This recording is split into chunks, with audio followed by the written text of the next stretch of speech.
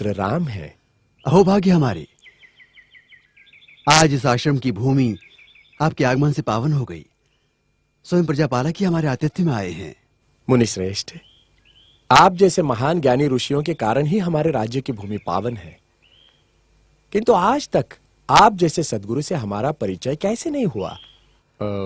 मुनिवर, क्या मैं पूछने की धृष्टता कर सकता हूं कि आप किस गोत्र और कुल से संबंधित हैं? अतिथि, मैं शंबुक, मैं शूद्र कुल से हूं। भ्रष्ट कर दिया शूद्र ने, पानी पिलाकर अपवित्र कर दिया हमें। छी छी, अब शरीर शुद्धि के लिए गौमूत्र छिड़कना होगा। ज्ञान की ऊंचाई पर एक नीच शूद्र? हमारा हृदय इसे स्वीकार नहीं करता। किंतु ये सत्य है राजा राम, मैं शूद्र हूं। ज्ञान की गंगा का स्पर्श मात्र ही जिनके लिए वर्जित है, उनके पास ज्ञान का भंडार असंभव। तभी तो राम राज्य में अराजकता फैली है। राम, क्या आपको ज्ञात है कि धर्मानुसार आपका अपराध जघन्य है?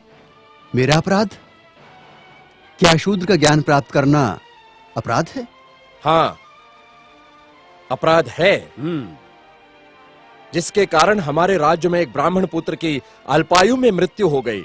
हे कर्तव्यनिष्ठ राम, बड़े ही दुख के साथ मुझे कहना पड़ रहा है कि निष्कारण ही आप मुझे ब्राह्मण पुत्र की मृत्यु का दोषी ठहरा रहे हैं, जिस घटना से मेरा कोई संबंध नहीं, उसका मुझ पर।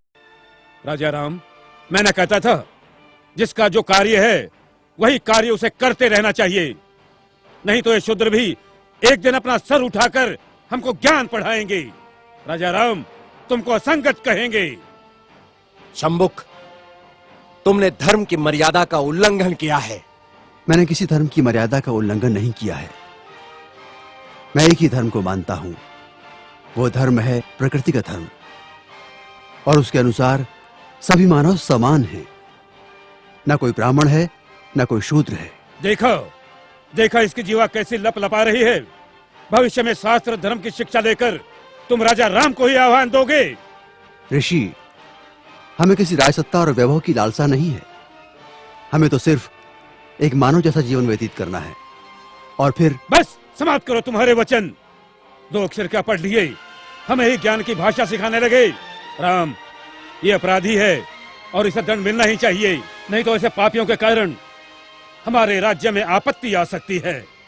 आपके धर्म की पाप और पुण्य की कल्पना से मैं अच्छी तरह परिचित हूं।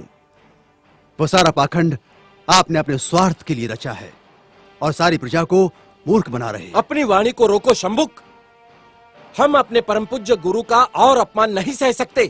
तुमने धर्मोल्लंघन किया है, जिसके कारण हमारे राज्य में एक ब्राह्मण पुत्र की अल्पायु में मृत्यु हो गई।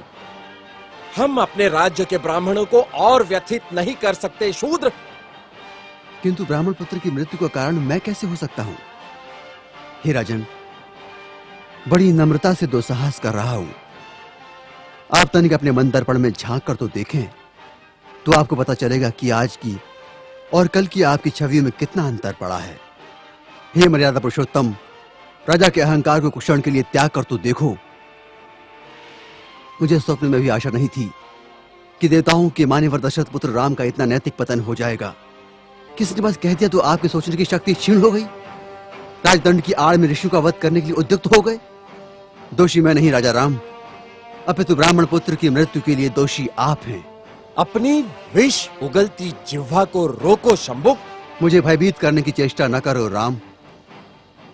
जब जब किसी शूद्र ने परंपरागत सामाजिक दास्तां की बेड़ियां तोड़ने की चेष्टा की, तब तब धर्मांधों ने उसकी हत्या कर दी। मुझे मृत्यु का भय नहीं राम। एक शंबुक जाएगा तो दूसरा शंबुक निश्चित ही पैदा होगा। शंबुक, मैं राम, स्वाभिमान और स्वतंत्रता का लघु जीवन भी दास्ता और अपमान से भरे दीर्घायु से कई गुणा सुकर है। अब यदि एक भी शब्द तुम्हारे मुख से और निकला तो मैं सत्य हूं और सत्य की कभी मृत्यु नहीं होती।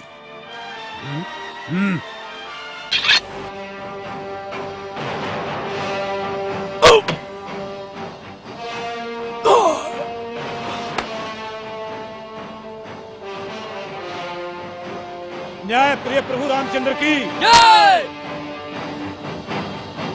न्याय प्रिय प्रभु रामचंद्र की न्याय प्रिय प्रभु रामचंद्र की न्याय प्रिय प्रभु रामचंद्र की